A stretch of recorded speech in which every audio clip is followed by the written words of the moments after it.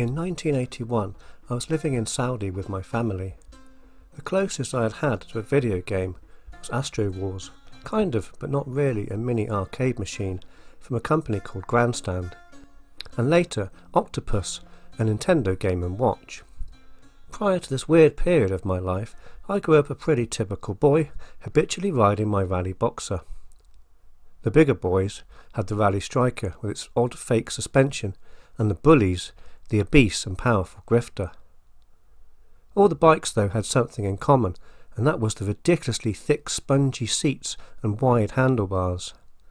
Some lads also had the chipper, and even crazier rally chopper. They rode like death traps, but man, did they look cool, with especially the chopper's huge seat for two, and a gear stick from an American muscle car.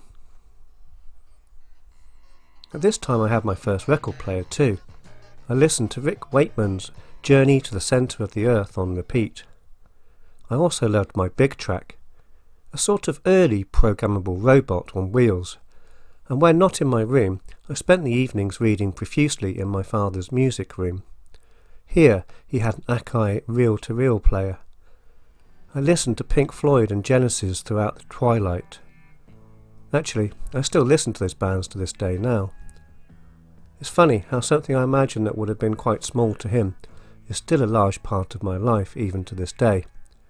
The album Animals from Pink Floyd especially invokes his memory.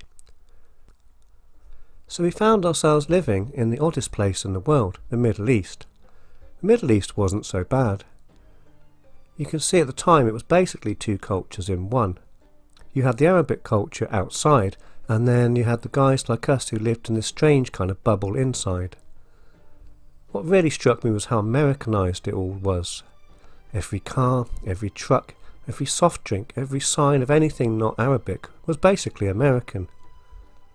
It felt like a huge desert culture, but one that America had spilt all its consumerism onto from afar. One day we popped over to see our American neighbours, and that's when I first saw the Atari 2600. I was green with envy, and although many years later I fantasised about saving up all my paper round money to buy a system for myself, I never quite managed it. To this day I have hazy but dreamy memories of seeing Combat and the far superior Space Invaders, which not only was an incredible port of a cultural classic, but oh my, the artwork. Atari artwork at this time was absolutely beautiful. Check out some of my favourite covers here. Other early classics included Pac-Man, Asteroids, Missile Command and Defender. Fast forward a little, it was now 1982. I finally got my first computer, a Sinclair ZX81, which I absolutely adored. I remember borrowing the family mono tape recorder to save lengthy pages of basic code that I had painstakingly typed in, only for it to crash or fail to load the next morning. Still, there were plenty of pre-made cassettes in those days, which of course were far superior to anything typed in from a magazine. Now and again, when we went shopping at the local Carrefour, I'd be allowed to buy a game or two. Like Atari before, I remember the artwork more than the games themselves.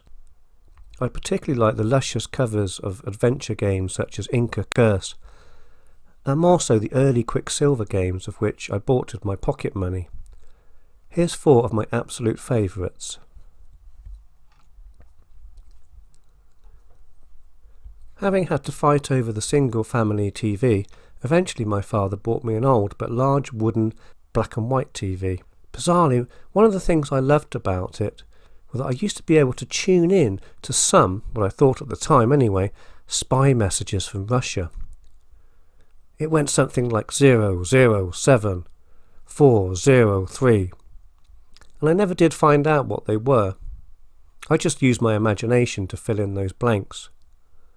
I also had something which would be comical to this day, but you see, the home computing revolution was just starting, and every man and his dog were creating all sorts of add-ons, peripherals, some successful, others just bizarre. There used to be a magazine advert for a briefcase in which you could place your computer and its peripherals. I didn't buy one of these, but I made my own from my father's briefcase.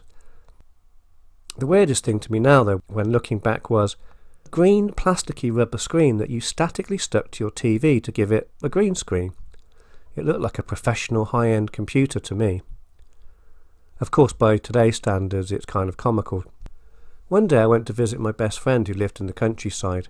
His dad had just bought not only a ZX Spectrum, but the 48K model, which was ludicrously expensive at the time.